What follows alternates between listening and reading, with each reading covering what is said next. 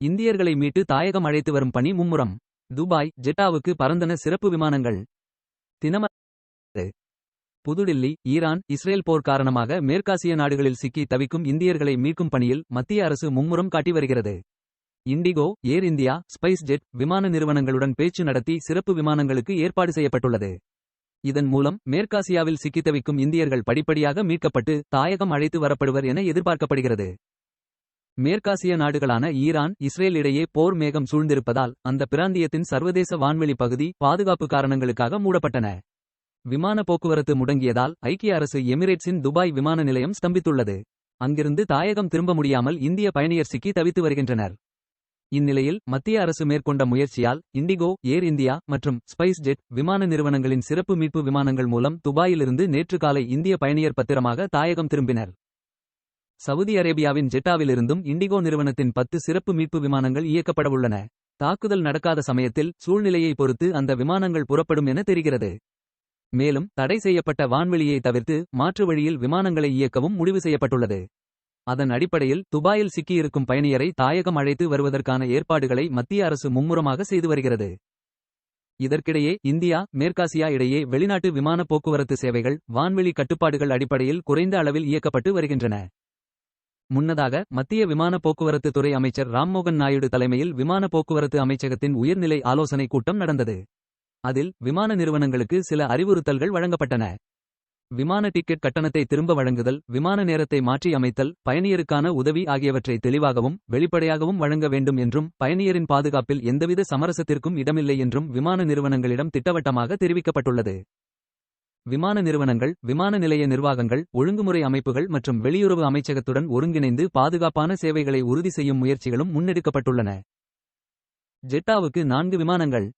Indigo நிறுவனம் நேற்று வெளியிட்ட அறிக்கை ஓமன் நாட்டின் மஸ்கட், சவுதி அரேபியாவின் ஜெட்டா, மதீனா மற்றும் கிரீஸ் நாட்டின் ஏதென்ஸ் நகரில் இருந்து குறைவான அளவில் விமானங்களை இயக்க முடிவு செய்துள்ளோம்.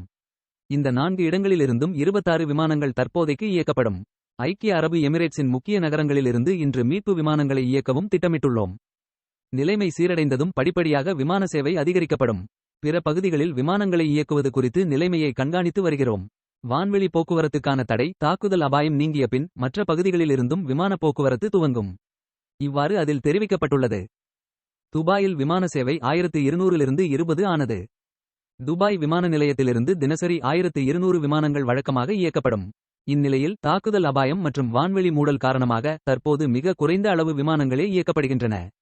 விமான சேவைகள் குறித்து வெளியான தரவுகளின்படி துபாய் சர்வதேச விமான நிலையத்தில் நேற்று முன்தினம் 16 புறப்பாடு மற்றும் 4 வருகை என மொத்தம் 20 விமானங்கள் மட்டுமே இயக்கப்பட்டுள்ளன.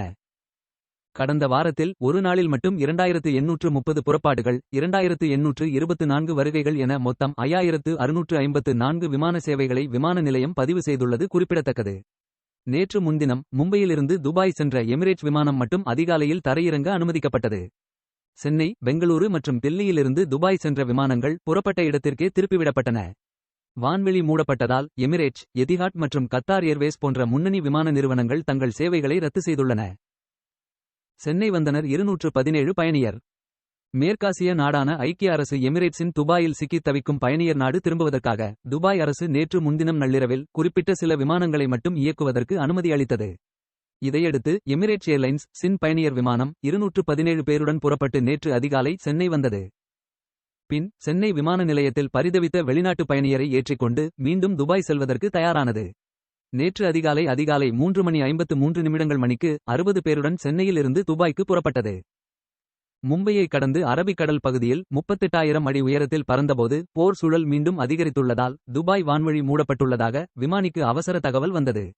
இதையடுத்து மீண்டும் சென்னை திரும்பிய விமானம் நேற்று காலை 7:20 மணிக்கு பாதுகாப்பாக தரையிறங்கியது. தலைவர்களுடன் மோடி பேச்சு.